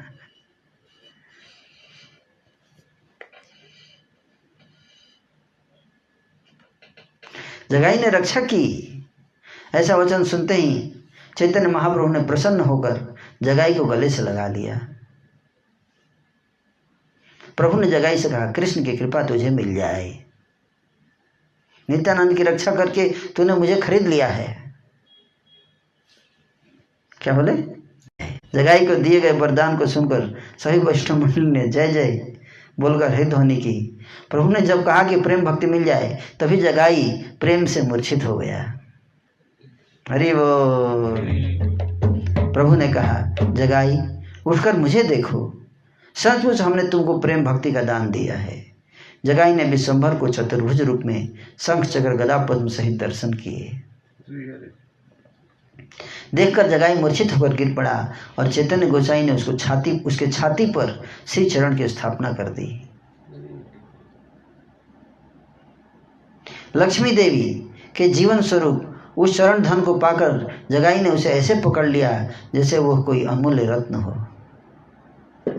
सुकृतिमान जगाई चरण पकड़कर क्रंदन करने लगे। इस प्रकार गौरांग गोसाई ने वहां अद्भुत अपूर्वता का प्रदर्शन किया। जगाई मधाई दोनों एक प्राण दो शरीर थे, दोनों का पाप पुण्य एक ही था और दोनों साथ साथ एक ही स्थान पर रहते थे। प्रभु ने जब जगाई पर अनुग्रह किया तब उसे देखकर मधाई का हृदय भी उसी समय अच्छा हो गया। जगाई को देखकर इंस्पायर हो गया मधाई। संभ्रम और सम्मान सहित मधाई नित्यानंद के वस्त्र को एक तरफ हटाकर उनके चरणों को पकड़कर दंडोत प्रणाम करते हुए गिर पड़ा।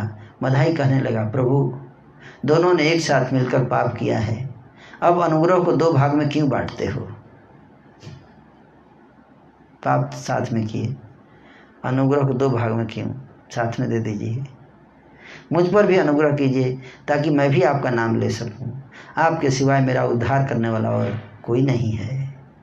यह सुनकर महाप्रभु बोले, तेरा उद्धार कैसे होगा? यह मुझे नहीं दिखाई दे रहा है क्योंकि तूने नित्यानंद के अंग से रक्त बहाया है। मधाई ने कहा, यह आप नहीं कह सकते हैं। आप अपने धर्म को क्यों त्याग रहे हैं? मधाई बोला कि आप अपने धर्म को क्यों त्याग रहे हैं? आप धर्म है कृपा करना। जिन असुरों ने आपको बाणों द्वारा विद्ध किया था उन असुरों को आपने अपना पद क्यों समर्पित किया? फिर लॉजिकल बात बोल रहा है कि जिन असुर ने आपके बाणों से मारते थे उनको भी आपने अपना पद प्रदान कर दिया, वैकुंठ दे दिया। प्रभु बोले, तेरा अपराध इससे भी अधिक है। तूने नित्यानंद के अंग से रक्त बहाया है। नित्यानंद की देह मुझसे भी बढ़ के है। मैंने दृढ़ता के साथ तेरे सामने यह सच प्रकाशित कर दिया है। यदि यह सत्य मुझसे आपने कह दिया है, जगाई मधाई बोला, तो कृपया यह भी बता दीजिए कि मुझे छुटकारा कैसे मिलेगा। आप सब रोगों का नाश करने वाले वैद्य चूड़ामणि हैं। कृपा पूर्वक आपके द्वारा चिकित्सा करने से मैं स्वस्थ हो जाऊंगा। हे संसार के नाथ, हे प्रभु, आप कपट मत कीजिए। भगवान को भी बोल रहा है, सभी आपको जान गए हैं। क्या बोल रहे हैं? सभी आपको जान गए हैं, अब और किससे आप अपने को छिपा सकेंगे? बोलेगा तरीका देखिए। प्रभु बोले, तुमने बहुत बड़ा अपराध किया है। अब नित्यानंद के चरण पकड़कर उनसे ही क्षमा प्रार्थना करो। प्रभु की आज्ञा पाकर मधाई ने तब अनमोल धन स्वरूप नित्यानंद के चरणों को पकड़ लिया। ये वही चरण हैं जिन्हें पकड़ने से कभी किसी का नाश नहीं होता है। उन चरणों की महिमा को रेवती भली भांति जानती हैं। विश्वम्भर बोले, सुनो नित्यानंद राय, यह तुम्हारे चरणों में गिरा हुआ है, अब इस पर कृपा करना उचित है। इसने तुम्हारे अंग से रक्त बहाया है, अब यह तुम्हारी शरण में आया हुआ है, तुम चाहो तो इसे क्षमा कर सकते हो। नित्यानंद बोले, प्रभु मैं क्या कहूँ, आप ही हो सकती हैं जो वृक्ष के माध्यम से भी कृपा करते हैं। यदि किसी जन्म में मेरी कोई सुकृति रही हो तो आप यह निश्चित रूप से जान लीजिए कि उस सब को मैंने मधाई को दे दिया है।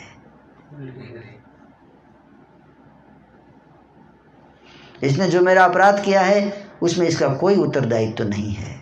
मधाई आपका ही है, आप माया रहित भाव से उस पर कृपा कीजिए। विश्वम्भर बोले, यदि सबको क्षमा कर दिया है तो मधाई को अपनी गोद में भर लो ताकि उसका जीवन सफल हो जाए। प्रभु की आज्ञा पाकर नित्यानंद ने मधाई का दृढ़ आलिंगन किया और उस आलिंगन से मधाई सारे बंधनों से मुक्त हो गया। नित्यानंद ने मधाई के शरीर में प्रवेश किया और मधाई सर्वशक्ति समन्वित हो गया। इस प्रकार उन दोनों को बंधनों से छुटकारा मिल गया और इसके पश्चात दोनों प्रभुओं के चरणों का स्तुति करने लगे। प्रभु बोले, तुम लोग अब और पाप मत करना। जगाई मधाई बोले, और पाप अब कभी नहीं करेंगे। प्रभु बोले, तुम दोनों अच्छी तरह से सुन लो, सचमुच ही हमने तुम दोनों को मुक्त कर दिया है। यदि और पाप न करो तो कोटि कोटि जन्मों से जितने भी पाप तुमने संचित किए हैं उन सब पापों का उत्तरदायित्व मेरा है। तुम दोनों के मुंह से मैं भोजन किया करूंगा, तुम्हारे शरीर से में मेरा अवतार होगा। प्रभु की बात सुनकर जगाई मधाई आनंद से मूर्छित होकर वहीं गिर पड़े।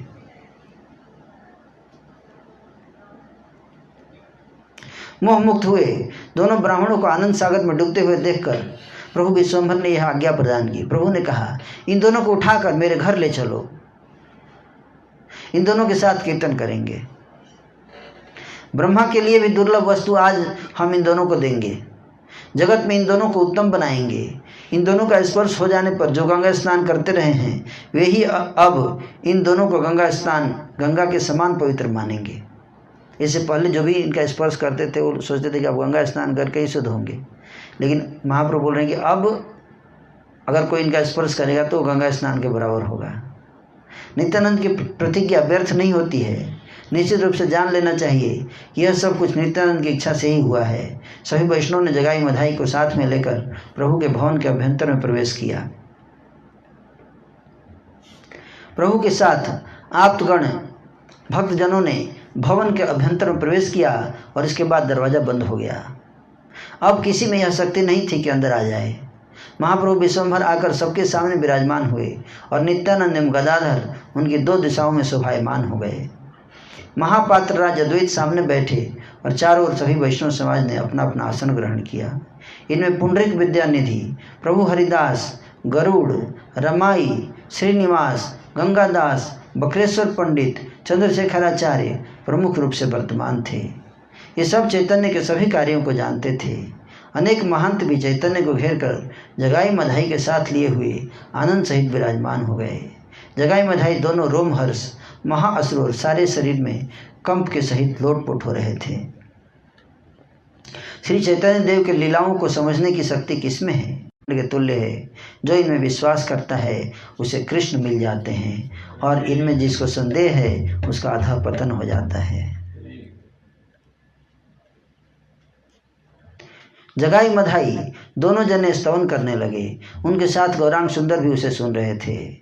चैतन्य चंद्र प्रभु की आज्ञा से शुद्ध सरस्वती दोनों की जिह्वा पर अधिष्ठित हो गई थी। नित्यानंद और चैतन्य महाप्रभु का प्रकाश एक साथ हुआ था।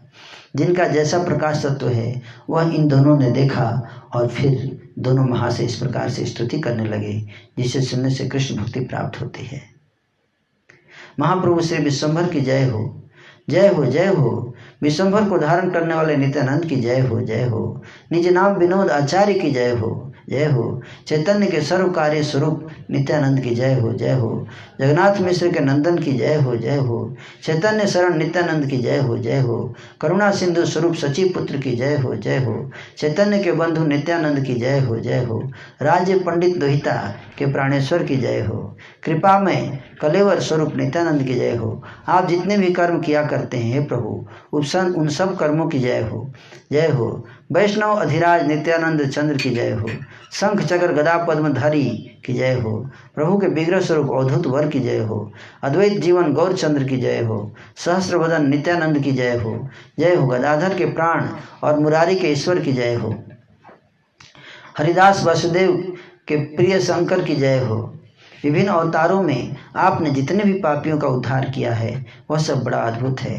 इसकी घोषणा सारा संसार कर रहा है, परंतु हम जैसे दो पातकियों का उद्धार देखकर आपकी पूर्व महिमा कम हो गई है। मतलब पहले आपने बहुत उद्धार करके महिमा कमाई, लेकिन हमारा उद्धार करके पहले की जो महिमा है आपकी क्या हो गई, कम हो गई है। कारण अजामिल उद्धार का जो महत्व है वह हम दोनों के उद्धार से छोटा पड़ गया है। सच कहते हैं, हम कोई स्तवन नहीं कर रहे हैं। मुक्ति का अधिकारी होना अजामिल के लिए उचित ही था, क्योंकि कोटि ब्रह्म संहार करने पर भी यदि कोई आपका नाम लेता है तो तुरंत उसको मोक्ष मिल जाता है। वेद इस सच्चाई कहते हैं। आपके इस प्रकार के प्रभावशाली नाम का उच्चारण अजामिल ने किया था, इस कारण अजामिल का मोचन कोई आश्चर्य की बात नहीं है। वेदों के सत्य की स्थापना करने के लिए आपका अवतार हुआ है। यदि आपने उद्धार न किया होता तो वेद मिथ्या हो जाते। हम दोनों ने आपके प्रिय शरीर के प्रति द्रोह का आचरण किया था, फिर भी आपने हम दोनों का उद्धार किया है। हे प्रभु, अब आप ही सोचकर देखिए कि आप में और हम में कितने कोटि प्रभेद वर्तमान है। अजामिल के मुख से नारायण नाम सुनकर 4 महाजन उपस्थित हुए। यह अजामिल ने स्वयं देखा। हमने आपके शरीर में से रक्त बहाकर देखा कि आप अपने साथ सांगो पांग अस्त्र पारिषद सबको लेकर विराजमान है। उसने नारायण का नाम लिया तब विष्णु पार्षद आए, और हमने रक्त बहाया तब विष्णु पार्षद। कितना महान है, ये बता रहे हैं। हे प्रभु, अब महिमा की सीमा व्यक्त हो गई है।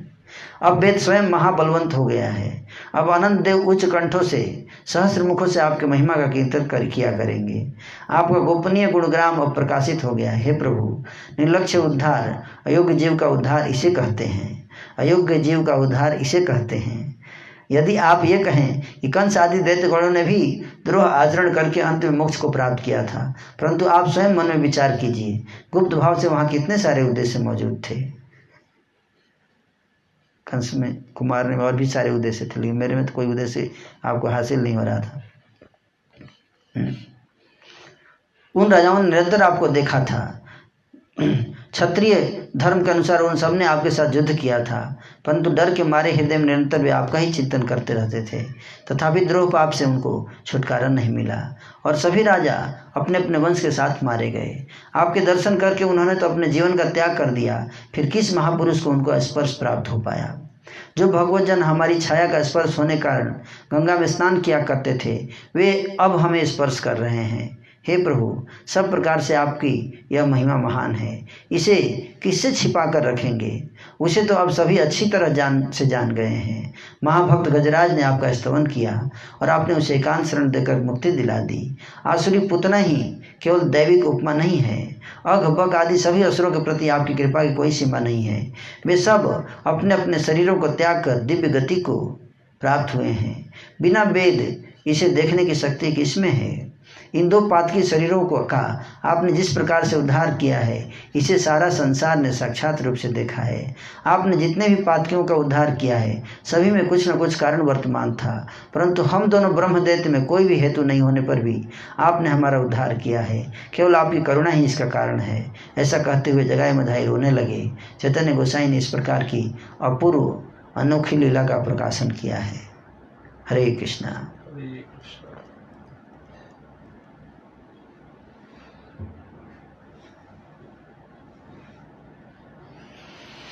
इस अपूर्वता अनोखी लीला को देखकर सभी वैष्णव खड़े होकर हाथ जोड़ते हुए स्तवन करने लगे। वैष्णव ने कहा, हे प्रभु, इन दोनों मद्यपों ने जो स्तवन किया है उसे आपकी कृपा के बिना समझने में किसकी योग्यता है?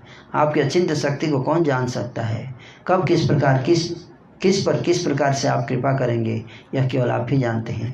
प्रभु बोले, ये 2 अब और मद्यप नहीं रह गए हैं। आज से ये दोनों मेरे सेवक हैं, तुम सब मिलकर इन दोनों पर कृपा करो ताकि जन्मांतर में भी ये कभी मुझे भूल न जाएं। जिस किसी के निकट जिस प्रकार का भी अपराध इन दोनों ने किया है, उस सब अपराध को आप क्षमा करके इन दोनों के प्रति कृपा कर दीजिए। प्रभु के वाक्य सुनकर जगाई मधाई ने सभी वैष्णवों के चरणों को पकड़कर प्रणाम किया। सभी महाभागवतों ने उन दोनों को आशीर्वाद दिया और जगाई मधाई दोनों निरपराध हो गए। प्रभु बोले, उठ जाओ जगाई मधाई, उठ जाओ, तुम दोनों मेरे दास बन गए हो। अब आगे कोई चिंता की बात नहीं है। तुम दोनों ने जो कुछ भी स्तवन किया है वह परम सुसत्य है, उसका कुछ भी खंडन नहीं किया जा सकता है। इस शरीर के द्वारा कभी भी किसी का ऐसा नहीं होता है, यह निश्चित रूप से जान लो। बाकी लोगों को तो मार के उद्धार करते थे, लेकिन पहली बार ऐसा हुआ है कि उसी शरीर में उद्धार किया, प्रेम दे दिया है। इस शरीर के द्वारा कभी भी किसी का ऐसा नहीं होता है, यह निश्चित रूप से जान लो कि नित्यानंद की कृपा से ही यह सब कुछ हुआ है। तुम दोनों के सभी पाप मैंने ले लिए हैं। हे भाई, इस अनुभव का साक्षात दर्शन कर लो। दोनों के शरीर में और पातक शेष नहीं रह गया था। इसे समझाने के लिए प्रभु ने कृष्ण वर्ण धारण कर लिया, तो चैतन्य महाप्रभु का रंग कैसा हो गया? काला हो गया पूरा। प्रभु बोले, तुम सब मुझे कैसा देख रहे हो? अद्वैत बोले, आप साक्षात श्री गोकुल चंद्र जैसे दिखाई दे रहे हैं। महाप्रभु ने कहा, हे भाइयों, जगाई मधाई के जितने भी पाप हैं वे सब मैंने ग्रहण कर लिए हैं, तुम सब इसका अनुभव कर सकोगे। अद्वैत की प्रतिभा सुनकर विश्वम्भर हंसने लगे। बोले कि ये जितने पाप जगाई मधाई के मेरे ऊपर आए हैं, अब तुम लोग कीर्तन करो ताकि ये सारे पाप किसके ऊपर जाएं? वैष्णव निंदा, जो वैष्णव की निंदा करते हैं उनके ऊपर चले जाएं।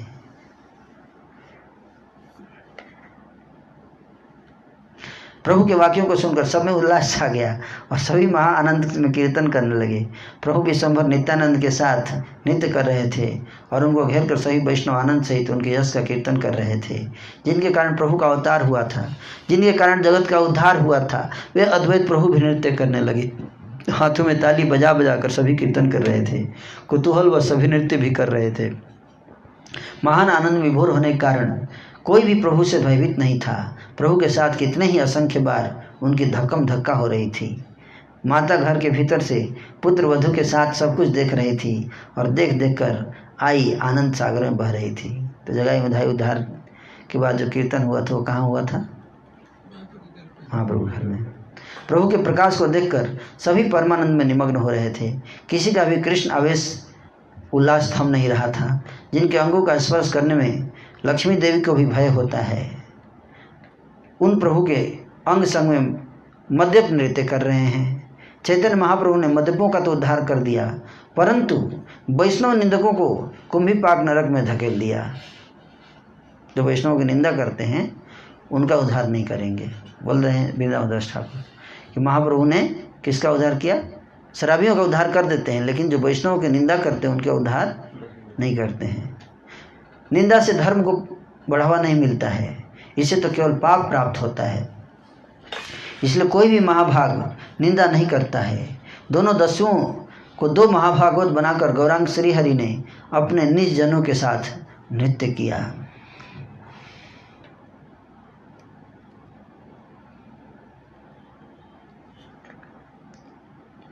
नृत्य के आवेश में ठाकुर विश्वम्भर विश्राम के लिए एक स्थान में बैठ गए। चारों ओर से उनको घेर कर वैष्णव मंडली ने अपना अपना आसन ग्रहण कर लिया। सभी के अंगों में 4-4 अंगुल परिमाण में धूल जमी हुई थी, फिर भी सभी के अंग निर्मल लग रहे थे। प्रभु श्री गौरांग सुंदर पहले जैसी अवस्था में लौट आए। फिर विश्वम्भर हंसकर सभी से कहने लगे, इन दोनों को पापी जैसा मत समझना। इन दोनों के पापों को मैंने दग्ध कर डाला है। सबके देह में मैं करता हूँ, बोलता हूँ, चलता हूँ, खाता हूँ। जब मैं चला जाता हूँ तब देह का विनाश हो जाता है। जिस देह में थोड़े से दुख के कारण जीव दुखी हो जाता है, मेरे बिना वही देह दग्ध होने पर भी हिलता तक नहीं है। केवल अहंकार के कारण ही जीवों को दुख होता है। मैं करता हूँ, मैं बोलता हूँ, ऐसी भावना से उसे बड़ा दुख मिलता है। इन दोनों ने जो कुछ भी किया है वह मैंने ही किया और मैंने ही इसे छुटकारा दिलवाया। यह जानकर सभी वैष्णवों ने उन दोनों की अभेद दृष्टि से देखें। इस प्रकार से देखें जैसे अपने आप को देख रहे हैं। हरे कृष्णा कृष्णा कृष्णा हरे हरे, हरे राम राम राम हरे हरे।